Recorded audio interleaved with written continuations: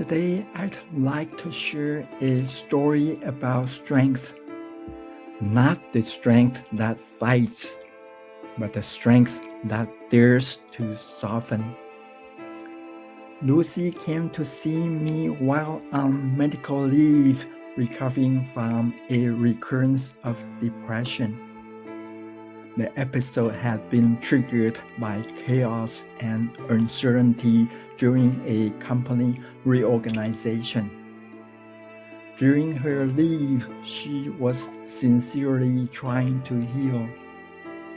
One day, she shared something that deeply moved me. My friend called me after being diagnosed with cancer, she said. I spent an hour supporting her. After I hung up, I felt exhausted, irritable, and sad. She paused. I caught myself early. I went to a park and sat alone. A powerful wave of emotion surged through me. I used to push it down automatically, but this time I let it come. I cried for 3 hours straight. For the first time, she did not suppress the wave. She reflected. The holidays were coming. I thought about my family and felt lonely. I realized I was longing for love. I always thought I was strong and independent. But beneath that facade, I was afraid and vulnerable. That was a profound turning point. Lucy had lived most of her life as a warrior. She had been hurt many times by divorce, by betrayal, by disappointment. After her marriage ended, she built what she described as a castle with tall walls. Those walls kept her safe. 10 years later, she gathered the courage to begin a new relationship, but quickly recognized she was repeating old patterns. When she broke it off, her heart shattered again. At work, she had been bullied by her boss. For survival, she fought fiercely until she broke down. For years, she said, I held myself together. I buried the pain and pretended everything was fine.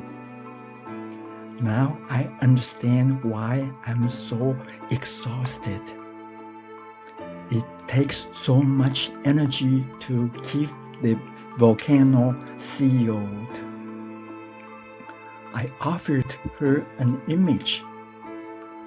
Imagine your boat has a leak, I said. You use all your strength to plug the hole so it won't sink. She nodded. The warrior had no choice but to fight. But she added something beautiful. I don't enjoy wearing the warrior facade. I put it on to survive. That was awakening. The warrior had protected her, but the armor had also become a prison. When we suppress pain, we thought we are strong. But strength without softness hardens into isolation. I gently cautioned her, do not get pulled back into the mind's battlefield.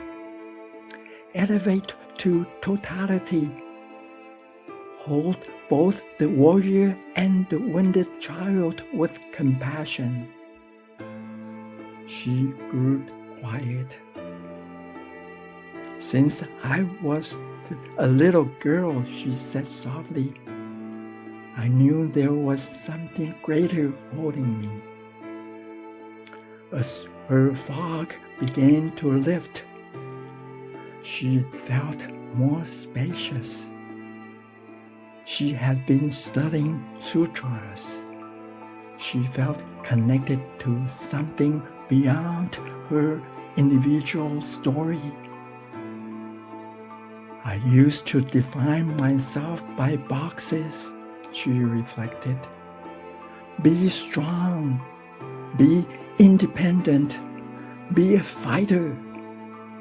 The boxes protected me, but they also prevented me from dancing with life. That is the paradox.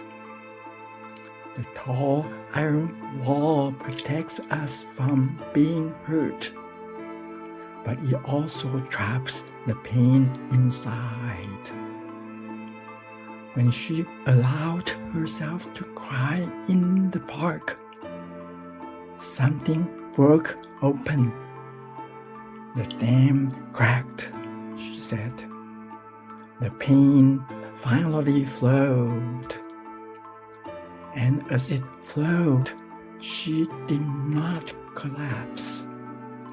She discovered something deeper. Vulnerability is not weakness. It is courage without armor. In that session, as we sat quietly together, I sensed something sacred in the room. A field of love embracing everything. The warrior and the child. The doctor and the patient. The struggle and the awakening. This is the Heartful Path. The warrior is not defeated. The warrior becomes integrated. The strength does not come from fighting endlessly. It comes from allowing ourselves to feel without drowning, without suppressing, without building new walls. When we turn to the heart, the battlefield dissolves, the armor softens, and compassion flows. That is awakening. When life brings pain, remember, return to the heart, elevate to totality. Let vulnerability become your doorway to healing. This is the Heartful Path.